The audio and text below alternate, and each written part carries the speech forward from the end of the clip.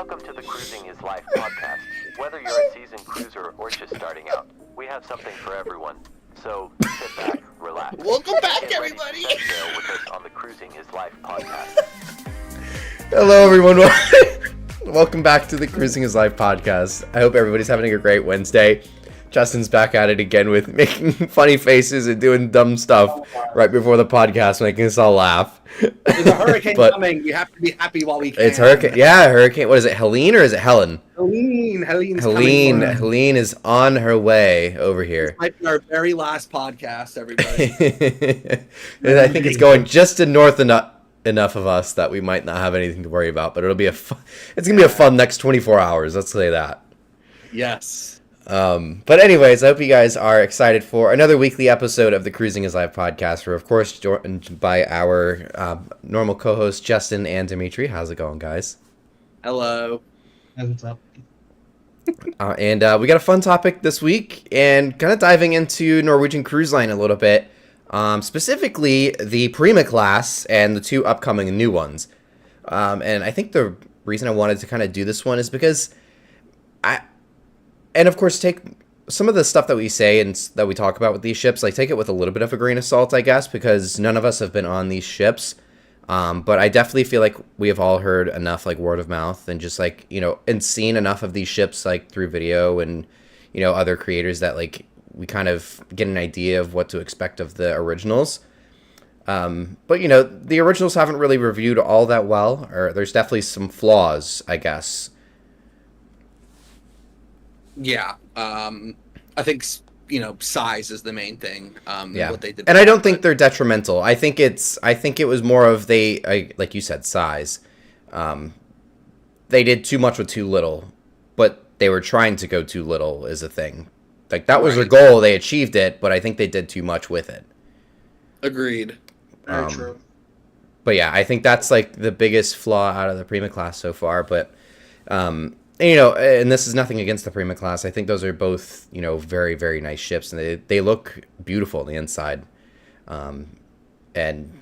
So would I sail on Prima and Viva? Absolutely. I'd love to.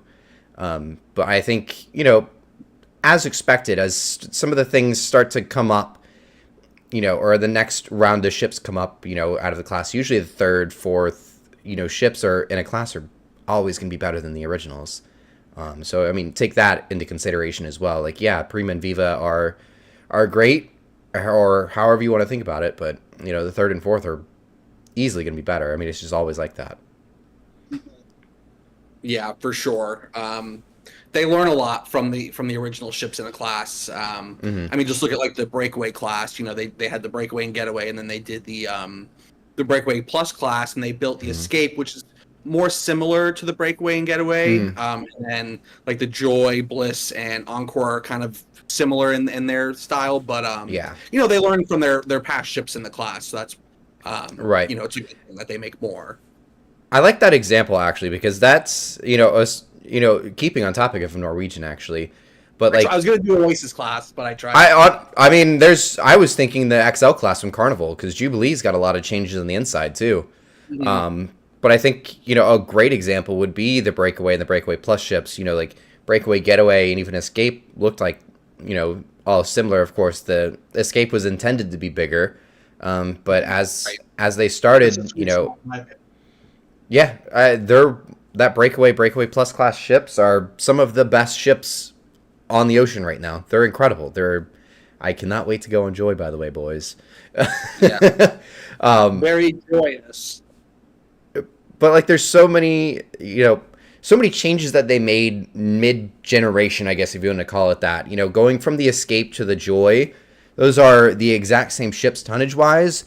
Completely shook it up as far as the layout of the pool deck.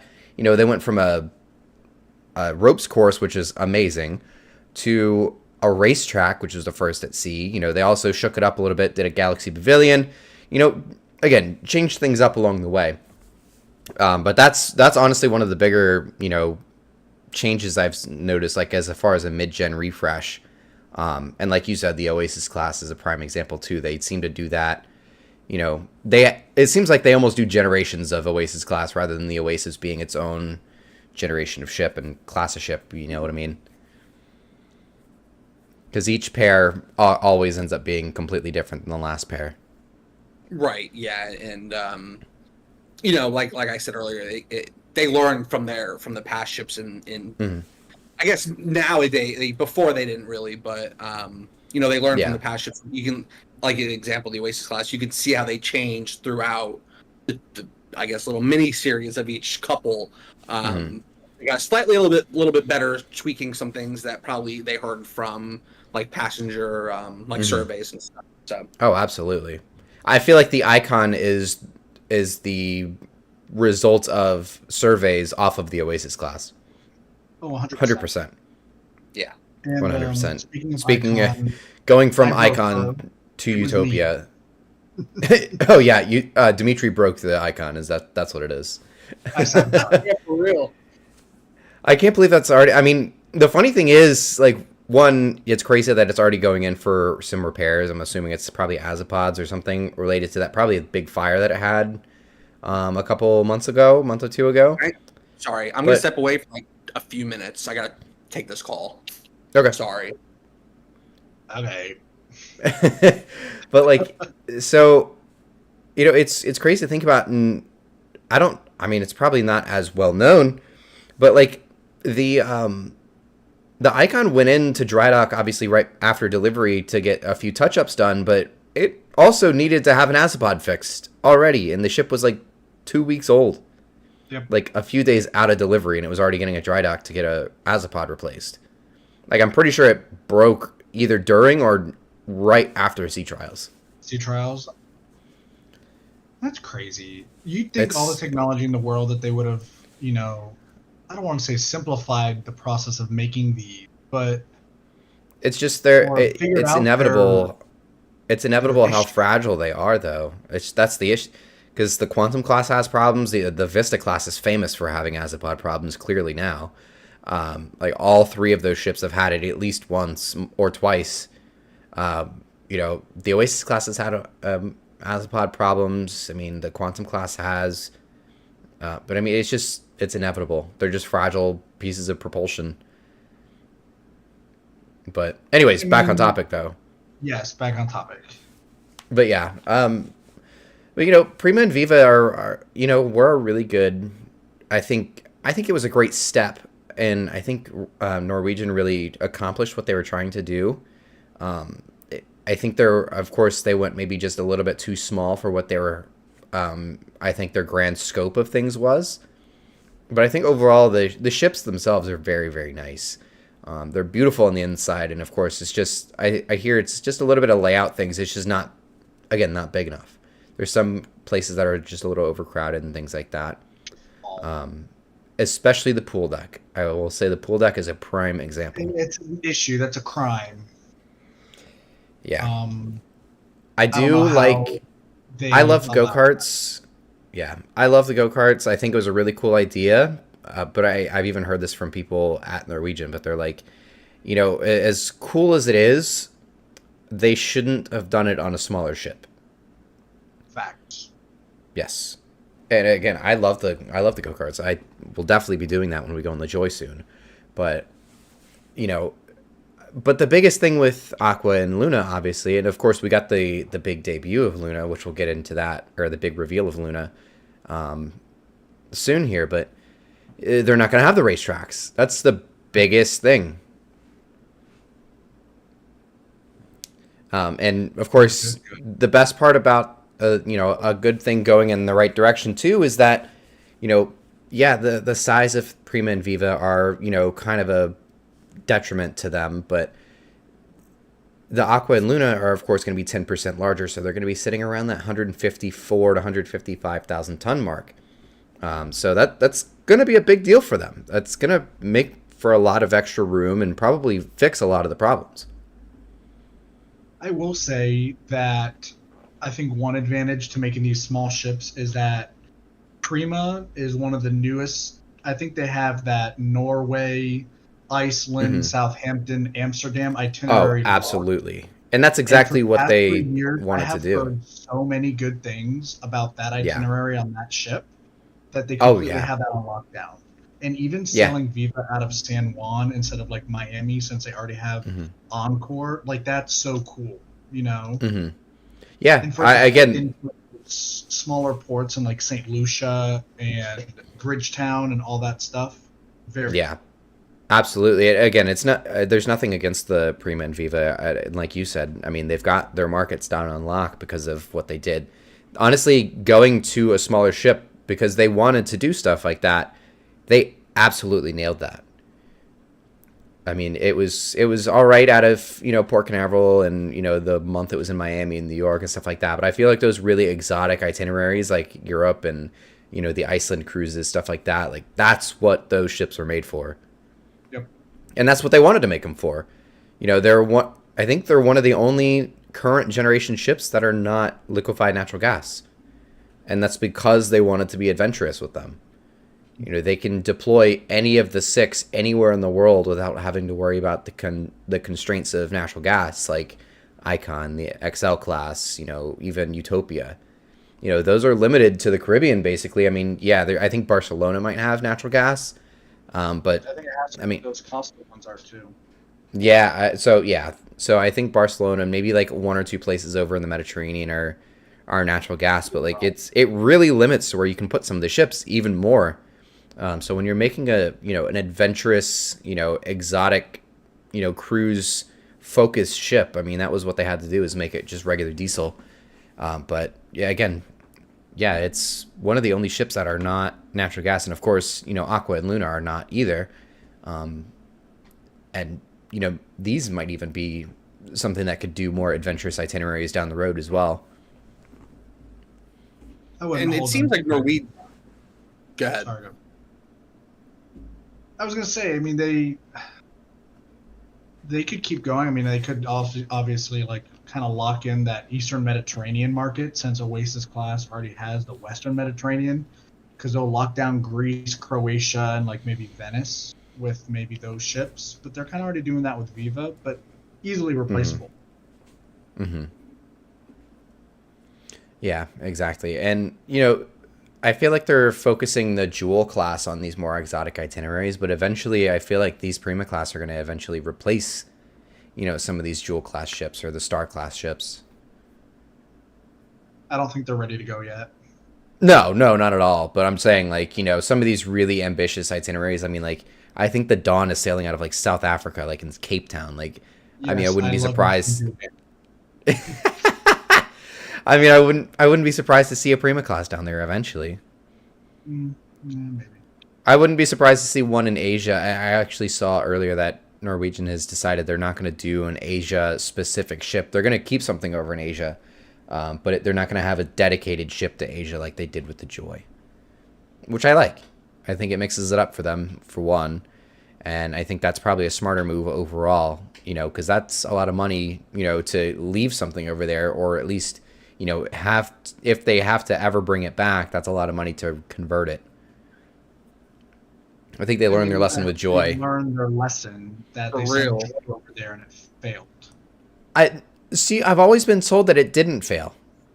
I've always been told it was because the Bliss was doing astronomically well in Alaska that it actually made sense for them to do it.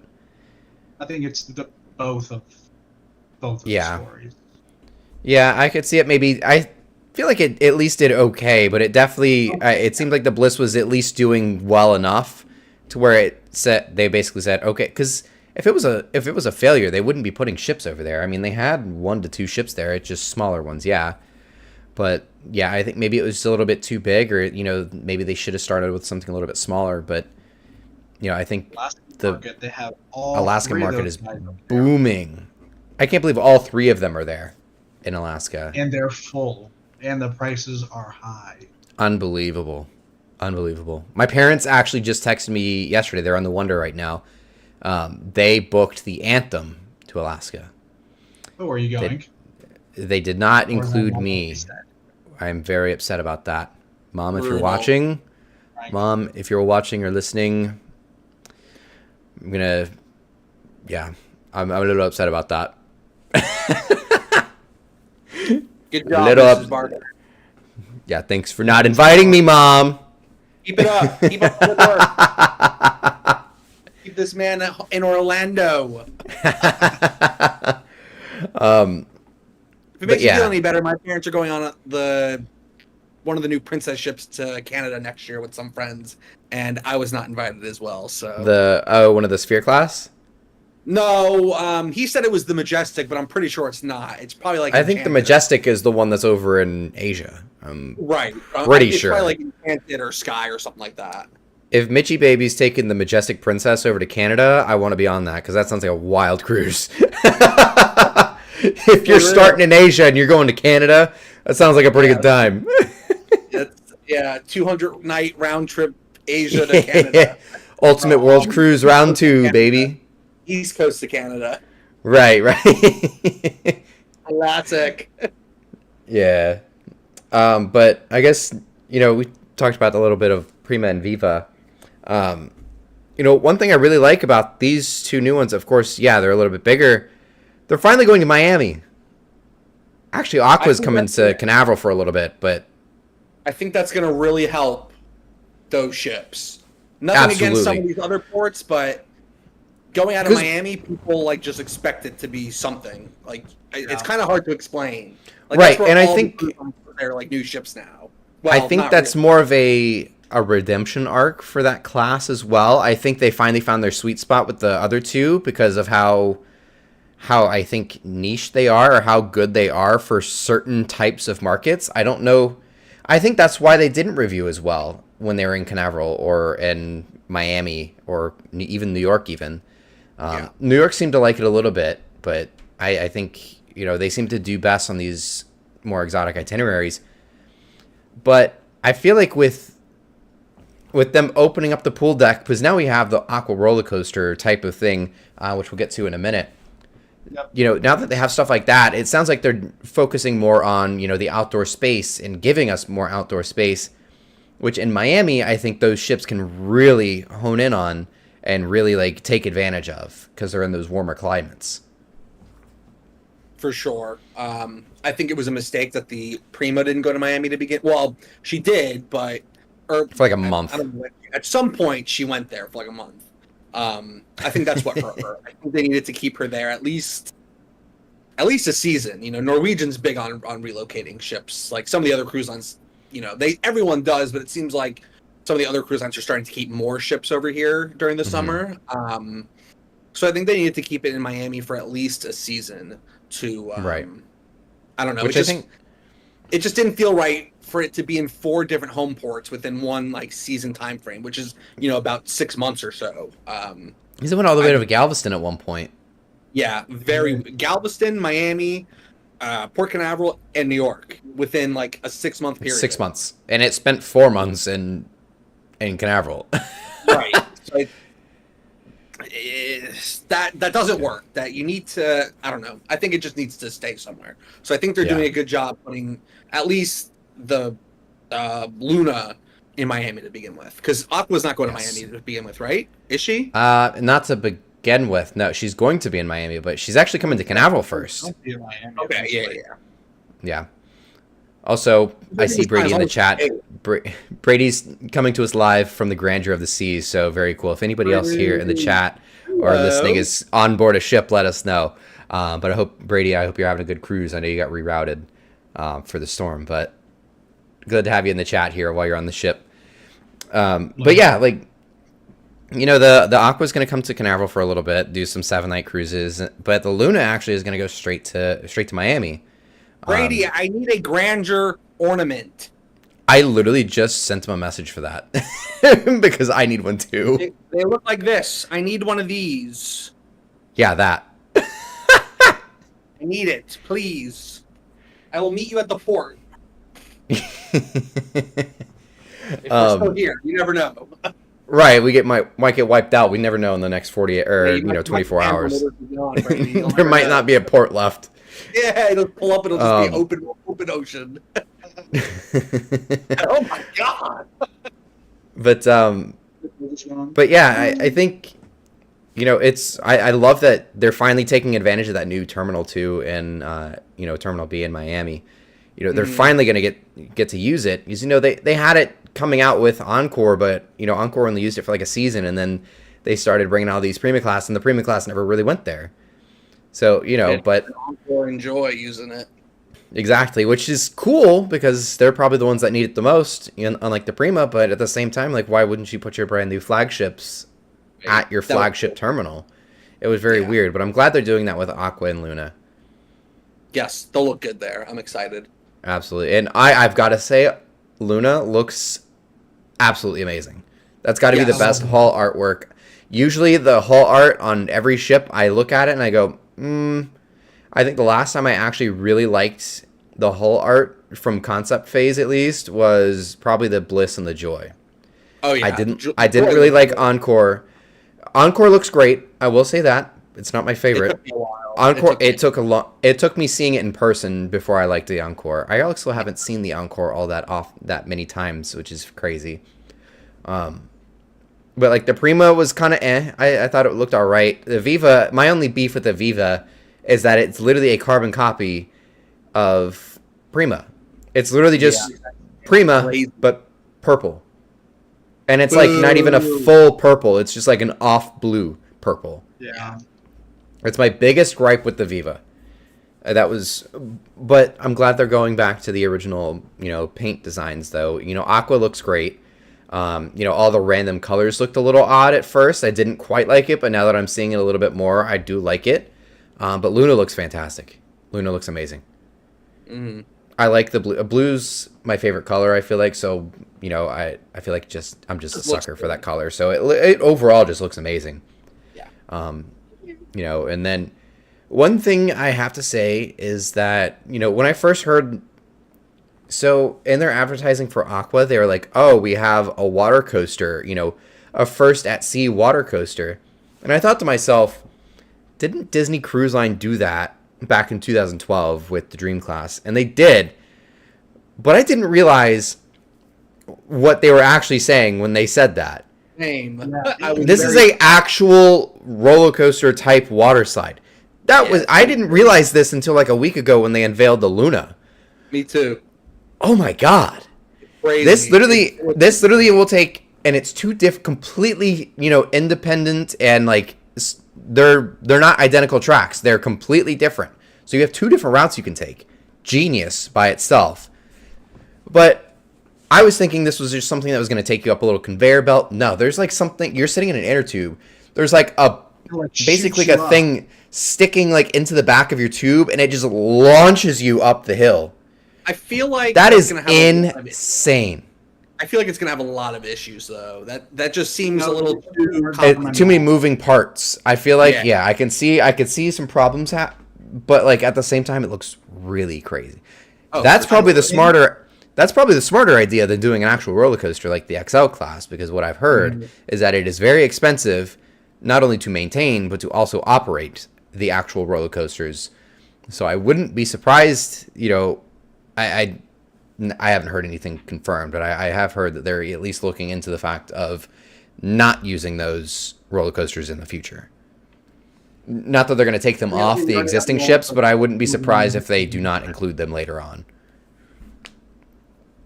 But I feel like an Aqua roller coaster is completely different. I feel like that's just like a water slide. It's just the mechanism to go up. They're the launching mechanism, really. It's very widely, like, water parks use that everywhere. And if Caribbean, even like the Voyager, I don't know, whichever the one that brings the rafts up to the slide for that big riptide kind of thing slide, if that conveyor belt Icon they have there works, and I haven't heard any issues, I think that if they go with a reputable like Schlitterbahn or whatever company to make the slide, then but that's different than pushing two people up a hill. They say they're going to launch us at like 30-something miles an hour up that thing. This isn't just like a conveyor belt. This is like you're getting launched. It might also be just like the water coaster where it uses like magnets and pulls you up. But for the video, they just had like the things pushing you. Like, the water coasters where it just like shoots you from behind. I feel like that may just come to fruition. But that was just like the video. That's probably, obviously, there's some way, shape, or another. You're going to get launched at like 20 to 30 miles an hour up this hill into a massive water slide, which just looks insane. Yeah. That alone makes these ships 10 times better. I don't care what age you are. That makes these ships 10 times cooler. I don't care if you're 80 or 5 or 85. I would love that to see seems Navy awesome. do that.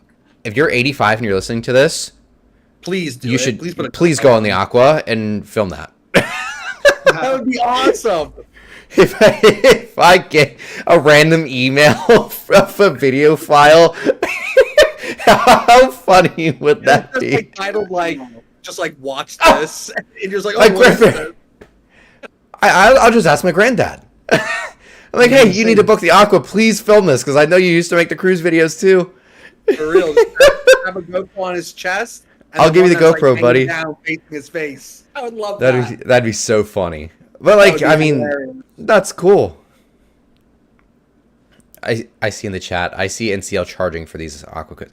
I wouldn't put it past. I wouldn't put it past Norwegian. But at the same time, that is the absolute worst thing they could ever do. Charging to go on a water slide. I get that it's a Aqua coaster, but charging for a water slide, I would not put it past Norwegian because they seem to charge for everything that involves a pool deck. I will say that.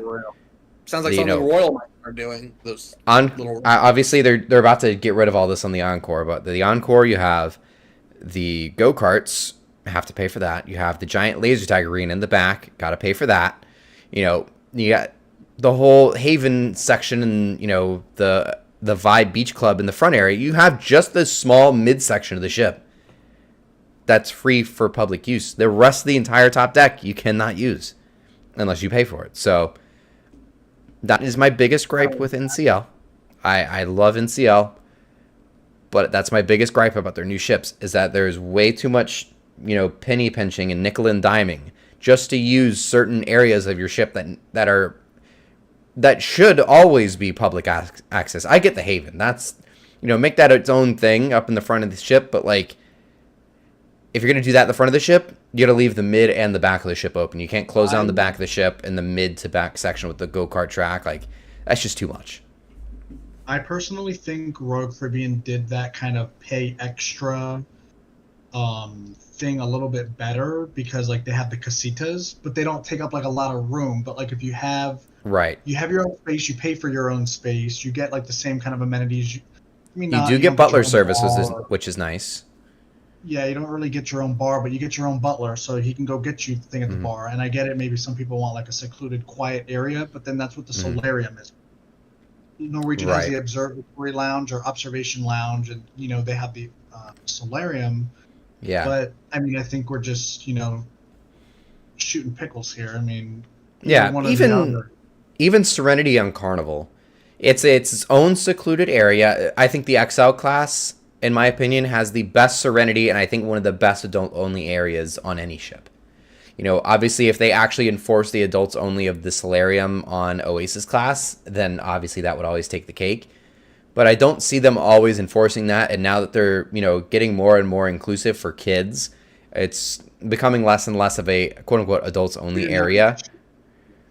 Really? You didn't have any... I never really have too many problems with it, again, but I know Royal is focusing a lot on kids, and I have seen a big uptick with children on Royal Caribbean ships, which is weird.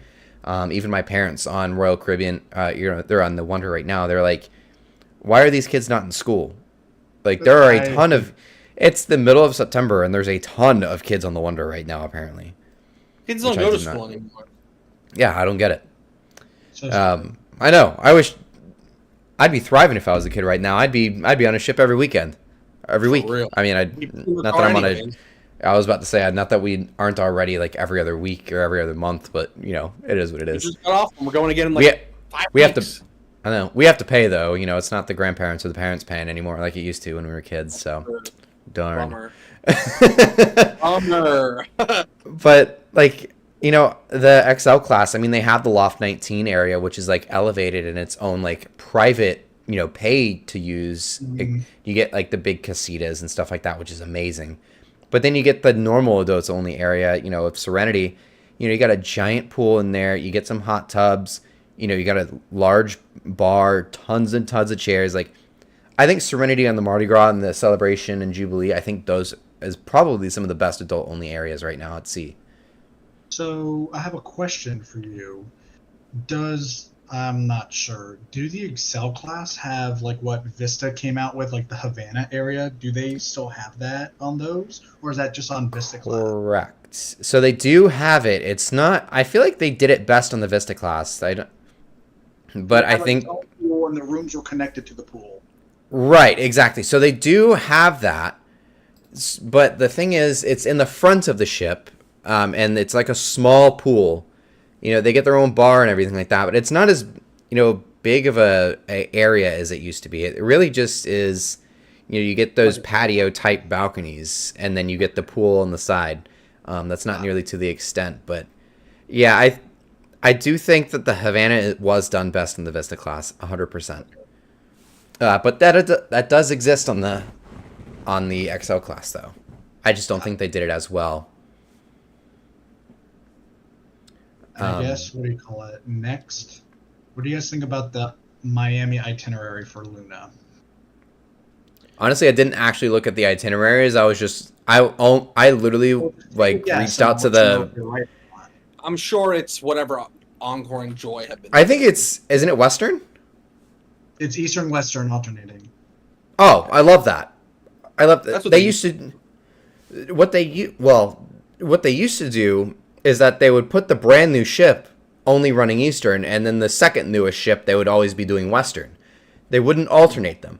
That was the biggest thing. It was like, because their Eastern itinerary, at least back then, I don't know how good it is now. I think it's a little bit better now that they have the Dominican Republic, thrown in there a little bit. But like back then, they had a terrible, Eastern itinerary to where it was like, I really want to go on these ships, but they don't go anywhere good. To me, that doesn't matter. But like to most people, they're like, oh, we want to go to like, the really nice ports. So like people weren't enticed to go on some of the newer ships unless they were just going for the ship. Like my grandparents wanted to do, I think they wanted to do the Encore when it came out, but like the itinerary is garbage. But I think the Eastern itinerary is much better now. But I like that it's going to alternate, because it was like, oh, if they're going to do Western, then I'd love to go Western. So I like that. I'm not very. I mean, it's Great Stirrup Cay, St. Thomas, and Tortola, and then the occasional Puerto Plata thrown in there. Right. Why See, I'd aren't we rather going do. to Croix? Why aren't we going to St. Martin? Why aren't we going to St. Kitts? Right. Why aren't we? My point exactly. At that point, I'd prefer to do Western at that point. Because, a Great Stirrup Cay isn't. It's nice, but it's not Coco Cay. Obviously, there's no comparison. Right. There will be a dock at that point, which is cool. So maybe it will be better. But yeah, like you said, what is it, San Juan and St. Thomas? Like San Juan is okay. Tortola, that's what it is. Tortola, there's nearly not a whole lot there either. I hear Tortola is nice, but yeah, exactly. It's just a beach. At that point, I'd rather do Western, because you at least get Cozumel. Cozumel never really disappoints. At minimum, you're going to get at least a nice place to walk around for the day, at minimum. But they have tons and tons of excursions and things to do there, at least. So, there's always a lot to do, and, Cozumel is always really nice. Costa Maya, hit or miss, it's getting better. Roatan, not the best. And unless you're in Mahogany Bay and you're a Carnival ship, Roatan's not anything special. Mahogany Bay is fantastic, but you have to be on a Carnival ship for that. But then Harvest Key, though, that place is awesome. I completely forgot that place existed. For real, I went there once on Getaway, and that was it. Yeah, I went the week after you, and then I forgot all about it. What did you do? I did the zip line. So the funny thing is, I wasn't going to do the zip line, but I remember you had talked about it, and you were like, "Oh, it was so cool." It really was. And I was like, "Oh, it's like $100-something." Like I was like, "That's such a ripoff." But then I ended up winning $100 in the casino the night before we got to the Harvest Key. I cashed out my winnings, and I went down to the shore excursion desk, and I got a ticket, and I did the the zip line. So I literally took my winnings from the casino and put it straight into that. And I was like, this is great. It was great. Honestly, that was so much fun. That was a great zip line. I'd do it again. I do kind of wish our Joy cruise went there, because I would love to do that again. That's the biggest thing. I would love to do a Western Caribbean on Norwegian just to go back there, just because it was so nice there too, and it was brand new back then. Yeah. So like, Yeah. I can only imagine. I mean, it doesn't sound like they put a whole lot into it afterwards, but like, imagine how cleaned up and perfect it is now. Like tweaking it along the way. I had a really nice big restaurant there. Had a nice pool. It wasn't Coco Cay, but it was really nice there. It was basically it was Coco Cay minus a giant water park, really. Yeah. It had I think the zip line was. I haven't done the zip line in Coco Cay yet, but it was 10 times better. I can tell you that. It was so cool. Oh, yeah. Going over the lagoon like that was amazing. It was, and then there was like a Superman one. Yeah, exactly. It was so cool. Yeah, it was like awesome. It was more than just a zip line. Yeah, like you had that thing you had to like climb through and stuff like that. So like something. I feel like Norwegian could really do great with Great Stirrup Cay if they tried to mimic what they did there, and then maybe just add a couple water slides. It doesn't have to. I don't think the clientele for Norwegian is really into all that, although they could be if they marketed themselves right. Right. But I think they could do a really good job if they even got close or tried to mimic what they did with Harvest Cay. It's so good that they have like something that's in that general area where you need a sea day to get there. Mm-hmm. It's in that area, and you can easily replace a port with it if something happens. Mm-hmm. Yeah. And Belize also isn't great. I've noticed a lot of cruise lines no longer go to Belize. I think part of it's because the ships are getting bigger, a little bit too big to go in there, but Belize was never like something to behold, I guess. It was just Princess. Yeah, it wasn't much. And you also had the tender there, which is never, ideal for anybody. That tender is like it's like a 20-minute tender. It's all right, I got a story to tell you guys. So my first time going to Belize was on the Carnival Glory when it was brand new. That was when Belize first started taking on cruise passengers.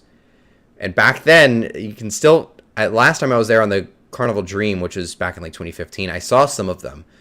So they still are around. They don't use them anymore. But it was... basically, the tenders were this like rickety little boats, just like... almost like a tiny little barge, like a flat bottom, like just a couple... plastic chairs like bolted to the ground, basically. But on the back of these things was 3 Yamaha 200s. Those things cooked. That little 20-minute tender ride was like 5 minutes on that thing. I love that. They clearly do not use those anymore, but those things cooked. Those things were fast. I have no idea why they had such big engines and so many of those big engines in the back of them, but they were quick. Need them. Yeah, they were quick. For basically a bare bones little barge with some plastic chairs stapled to the bottom of it, that they had no business having engines like that on it, but it was cool. But yeah, they're still around. They were there the last time I saw them, but they just don't use them, at least for tendering. It was just like an actual like true tender Probably this time around. Probably For the best. They probably were not very safe. Looking back, that does not sound very safe. Yeah, for real. You hit the throttle hard enough, I'm sure the bolts on those chairs are going to come up. Oh, for sure. But yeah, like again, Belize is nothing, and I feel like a lot of ships don't go to Grand Cayman either because of tendering operations and stuff like that. But Grand Cayman sometimes.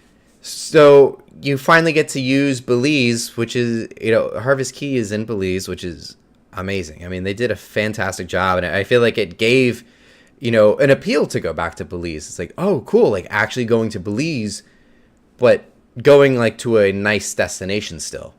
You're kind of like stuck in the middle of downtown. It's just dark shopping areas, essentially, is all it is there. There's not a whole lot to do other than like maybe a zoo tour in Belize City, so... I guess it gave a little bit more to do. A new destination that was really nice in the Western Caribbean, you know what I mean? Yeah, for sure. I don't think I've ever seen Prima or Viva even go to Harvest Cay either. I don't think I've ever seen pictures of that. Prima's From definitely. Galveston, it must have gone. Prima Yeah, must it have. will. It must I haven't have. seen the picture. I've just never seen pictures of it. I did see Prima in Cozumel, so I mean, and that was when she was out of Galveston, so she had to have been going down there next or something like that. But yeah, it was just super weird. Like I've just never. I feel like that's part of why I forgot that place even existed, because I just don't see pictures of ships anymore. I don't even know if I've seen a picture of an Encore there. Like that I don't know. yeah, it's crazy. Crazy to think about, huh? Things that make you say, I got a couple things that'll make you say, All right, that's the end of the podcast. No, I'm kidding. Yeah, good night, everybody. Yeah, okay, too. but I apologize. But yeah, I think putting these two ships, in the Caribbean though, focused out of Florida, is probably the best thing they can do. Not only make them be a little bit bigger, tweak the pool decks a little bit, take out the go-kart tracks, put in, this really cool water park, and put them in Florida. That's the best thing that NCL could do, and that's what they're doing. Have Brandon, look online. Have deck plans come out yet for Aqua? Aqua and Luna? Yeah, I think so. I don't see Really? why they wouldn't be. I mean, you can book the ship. True. Yeah, They've announced just about everything for the Aqua anyways, so. Because she's basically almost done. Because I know we looked at it at one point, instead of the Joy, and we were looking at deck plans for it. Deck plans, there we go. Yeah, it was already, I pulled up, oh, would you like to go back to your previous search history? Of course. No, it would not. Prices, and we will be back. Specifically the Aqua. But yeah, there's deck plans. There's deck plans. They have 5, 6, 7, 8, 9, 10, 11, 13. I will say the concept Yeah. that the rest of the cruise industry is now copying is that second buffet food area style thing where it's kind of either self-serve, it's got a whole bunch of different kind of ethnic foods. I love that. Instead of everybody in the main buffet. I hope they expand on that and they don't. Who's doing let that? See if it's on the deck plans for Aqua right now. I just closed that tab. Right now. Open it again. Who's doing that though? That sounds like a great idea. I have no idea who's doing that though. Norwegian, they have it on the Prima and Viva. Oh really? It's the What? Indulge I guess, food like- hall. Oh, that's down at like the bottom though, isn't it? Yeah, it's down at the bottom. Ah, okay. That, speaking of, I feel like that would be perfect because how Carnival has that little lanai area down at the bottom. Hmm. I think would really benefit if they had that really big, wide outdoor space like these Prima class do and the Seaside has. If we're going off of that type of design, I think a ship like that. I think a ship like that would really benefit from something like that. There's a wine bar, Hasuki, the A Commodore lot of room. people said they liked the concept, but there wasn't enough seating for the concept. On Prima and So, Viva. Yeah. That's exactly what I've heard, and again, that's like the biggest complaint I've heard about those ships is like the spaces are so small. Yeah, Indulged Food Hall is right in the back of the ship on deck 8, and then right outside it's like the big outdoor lounge. So like that big like outdoor hoop on the back of the ship that that class has. That's basically right inside the doors is where the Indulged Food Hall is. Oh, great! So they did move it because on the other ones it was like in the middle, Mhm. and it was next to like the pool, like where you can get burgers, and then it would just become too busy. So good for them. Yeah, it sounds like they're changing up even just like the inside parts of the ship too. Like prime example is that. I think just changing things in there, using more space, not trying to do too much with too little, I think is their plan, or what they need to try to do at least at minimum. Try not to do too much with too little, because I think that's kind of the biggest flaw with the Prima is that they tried doing that. Yeah, Because I've heard a lot of the lounges like between Prima and Viva, but I don't Yeah. think it was enough. right.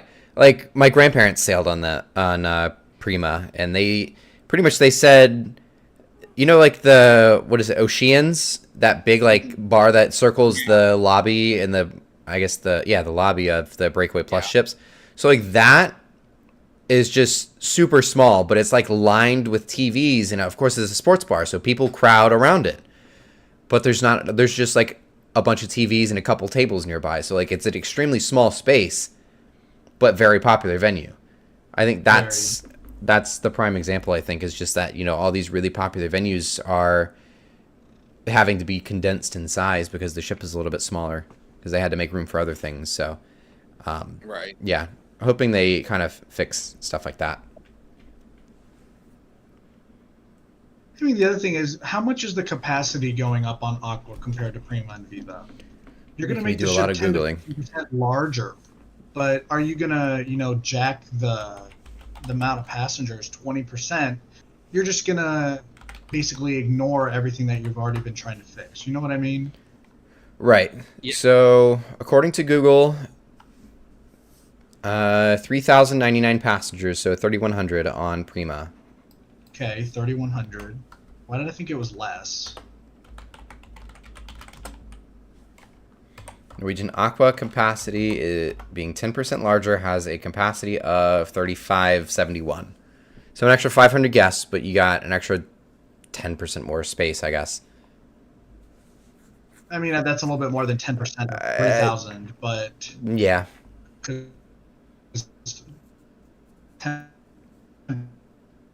Oh, I think that storm's getting to him. 300, but I mean... Is it me that's cutting out? Because you both are completely frozen. Another... Because, like, the biggest rooms in the class...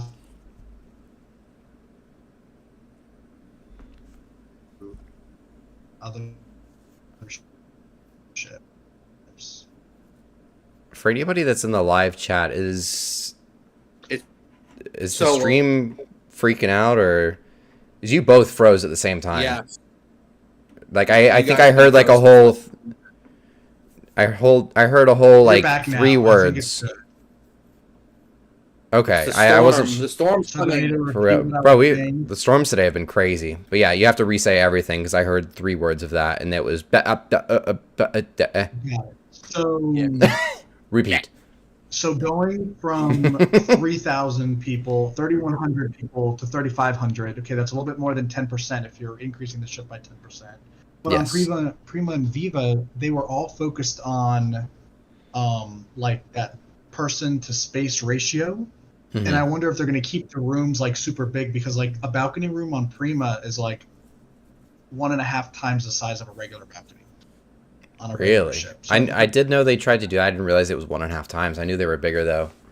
But yeah, that's like Yeah. one of the best things about Prima though is, you know, they did use some of that extra, or, you know, that smaller, I guess, capacity to take advantage of, you know, adding extra space. Because who wants to be, that's one of the biggest flaws of cruising, is like, who wants to be crammed inside of a room? Like, if you know, if you have this like nice big spacious room, perfect, like that'd be great. You know, cruise ship cabins are not big at all. It's probably, you know, smaller than your average, you know, Holiday Inn room or something like that. But, you know, you also shouldn't be really spending a whole lot of time in the room. in the room. You know what I mean? Mm-hmm. That's my thing, at least. Like, yeah, you know, get the nice room and stuff like that. But, you know, sometimes when I like cheap out, I'm like, do I really want to spend that much time in the room anyways? Like, I'm just there to rest. For real. Yeah. So I mean, I think there's a lot of things that they seem to be kind of learning from the Prima and Viva. I think the Prima and Viva were very experimental in what they tried to do too. So I think, and I think they did a fantastic job with those 2 ships. I think it took them a second to find their stride with them. You know, Viva seems to be doing really well out of San Juan, and of course Prima finally seems to be doing really well over, on some of those exotic European itineraries. So I'm glad that those two ships kind of found their stride. But I think they've also learned from the hiccups along the way while they were trying to find said stride. I think they learned from those two ships, and I think they're really implementing what they could have done better. And I think some of the feedback, I think they're implementing that a lot in these two new ones. Good. Yeah. I hope they do learn some stuff, because then they can implement these into their 200,000 ton ship. And For real. Yeah. And the coolest part about these two is that, I won't name drop them, but the final two in this class are going to be bigger than Encore. They're still going to be the largest in their fleet. So they're going to go from, their mid-sized ship. Is that? So these are going to be, they're going to be about 172. Okay, which is so about, Encore's it's 169. going to be incremental. 168, I think, is Encore, 167. So it's going to be like 5,000 to 6,000 tons, which is barely noticeable. An extra deck, it's a different design. Exactly. Different design, extra deck, stuff like that. I mean, that's really all it's going to be. But yeah, I mean, putting these from a mid-sized ship, it's going to be like going from, it's like taking everything from the Encore but cramming into the smaller Breakaway, but then taking the Breakaway and then taking everything from the Breakaway and putting it on the Encore. Yeah. Please don't say that, because they're going to try to fit a circle in a square hole, and it's going to turn out bad for them. But I hope they learn their lesson. That's Norwegian for you. They don't. Putting a circle in a square hole is my specialty. Well, I'm glad it's yours, because it's wow. That's something. That is something. My mom always told me I was special. I'm sure she did. I'm sure she did. My mom used to tell me something like that too. She used to say some other stuff too, but that's okay. I see in the chat, isn't the new class smaller than the Breakaway? I think Prima and Viva are like the exact same size, if maybe like 1,000 or 2,000 tons smaller than the Breakaway. smaller. I think they are smaller. Just barely smaller, but yes, technically. But Aqua and Luna are going to be right in between Breakaway and the Breakaway Plus ships. And then, of course, the last two are going to be just a little bit bigger than the Breakaway Plus. Very nice. So, very cool. I mean, yeah, I think Aqua and Luna seem very promising so far. Some creators got invited out to Fincantieri to go see that. Where's my I saw the invite? YouTube video of the ship tour. Where is my invite? I feel like we probably have been blacklisted. I don't know what the heck we did. I mean, I could think of several things, but That's true. Keep that to ourselves, but I think somebody yelled something in one of my Carnival Liberty vlogs that probably got us all banned. it is what it is now. It is what it is. But yeah, I want to know how to get on that list. Norwegian, if you're listening or watching to this, I want to get on that list. Please stop being mean to us. I apologize for anything I said in the past. I never say anything negative is the funny part either. Like I've mentioned I've like reciprocated like, I can see why people don't like the Prima and Viva, but like that's really it. Like I don't talk like about it bad at any like designs. that, Brandon. No wonder they're not inviting us. Well, I'd like to be proven wrong. Please prove me what do you wrong. call it? That's all I'm saying. That's all I'm asking. Prove me wrong. What do you guys think the next naming will be? I know Vela, Norwegian. I can't say it because I know it. I can't say it because I know it. Don't do that. Somebody on a previous podcast also name dropped them and also gave a lot of secrets away, but Oh, I do remember that, but I do have short-term memory loss. So okay, so I'll let you guys guess.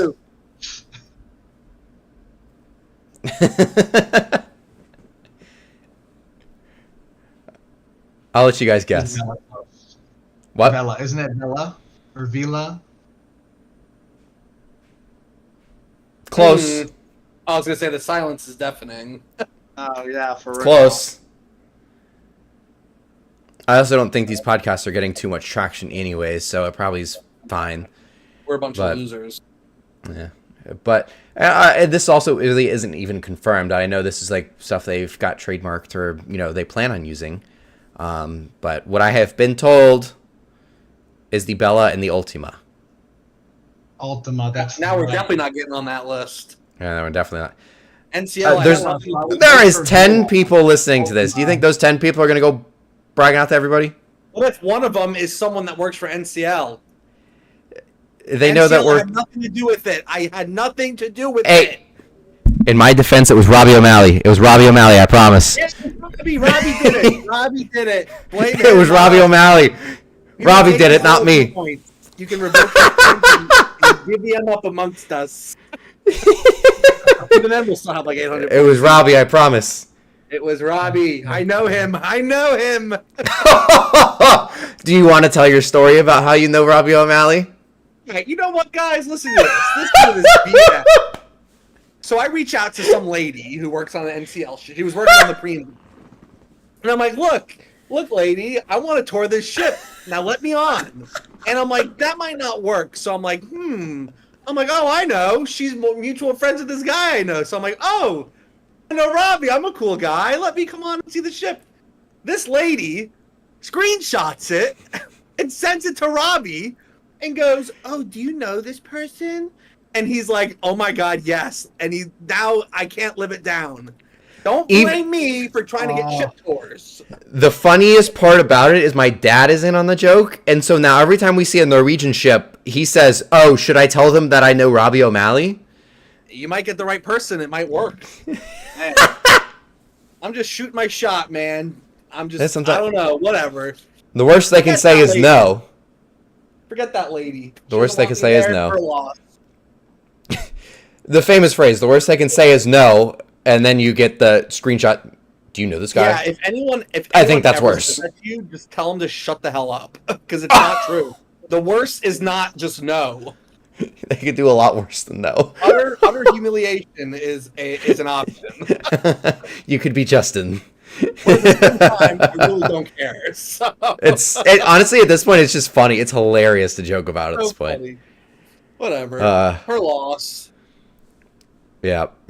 Funny story though. But yeah, that's what I've been told. Is those two names is basically what I've been told or what I've been hearing.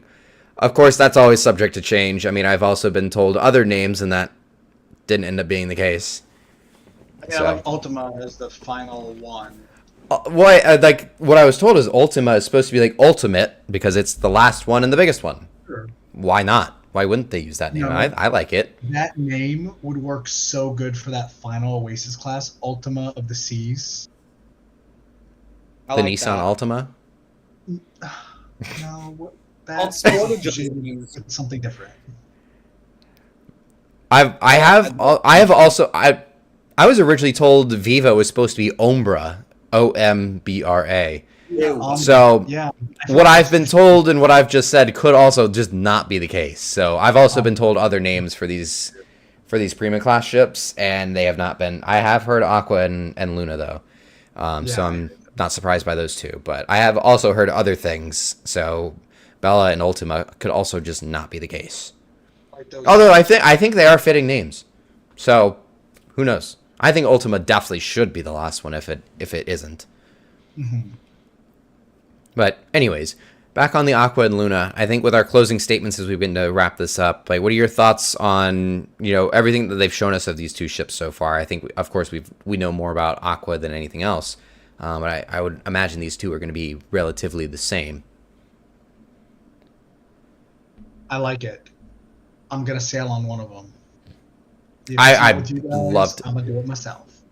The prices on them are absolutely incredible, like insane. When the guy was helping us with booking the Joy, he sent me the prices for Aqua and Luna. Like for the three of us to go, it was like $2,000 a person to go on those. No, that's not any better than that ain't gonna cut it. The only one that's doing good is MSC. So you know what? MSC and Carnival are the only people with decent prices, and even Carnival's starting to creep up. No, Carnival's Carnival, chill out. I'm not paying $800 for a 5-day on Paradise. What are they thinking? $800? Where are you finding $800 on the Paradise? For next summer. No further. Oh my God!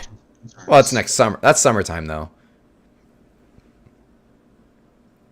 But yeah, overall, I think the Aqua and Luna are very, very promising. Again, I think they learned a lot from Prima and Viva, and I think also just making them just a little bit bigger and changing some things, and of course taking out the go-kart track. I think that was one of the biggest things with them. I think I think it was great on the Breakaway Plus ships, but I think putting that go-karts on a smaller ship was, even though they stacked it, they built upwards rather than expanded, like got wider with the track. Obviously making it, multi-leveled was a way to do it, but I think that was just too much with a smaller ship like that. So I'm glad that they are taking it out, as much as I hate to see the go-karts go. I don't think it needs to be on that class. Yeah, and one of my closing statements, why is Spice H2O gone? They're putting it back on Encore after they put the laser tag or the thing back there. Yeah. Where's Spice H2O? I feel like they could put it in the back area, but yeah, who knows? That is Back one of the area. biggest complaints I hear too, is like, where's Spice H2O? Again, that was one of the few, open deck places where you could actually go without having to pay money. Yeah. Like, they've monetized the entire pool decks of those ships, it seems like, which is the biggest thing and the biggest flaw and the biggest complaint, is essentially what I've been hearing, is they monetize the entire pool deck. You go on a cruise to go up on the pool deck. You got to go see the ocean. You can't be stuck down at the bottom. No, I don't want to see the ocean. Yeah, All right, forget well. that. I'd like to see Savannah and my King Julian. I want to go see King Julian. True. All right, and any closing statements, or any closing statements about Aqua and Luna there for you, Justin? No, I got to get to Publix and buy teriyaki sauce. All right, Pookie's got to go get some teriyaki sauce from Publix.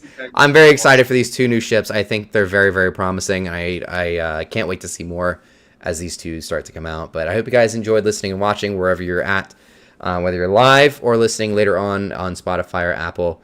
Hope you guys enjoyed this week's podcast, and we see you guys next week for another episode. Have a good night. Peace. Peace out, brother.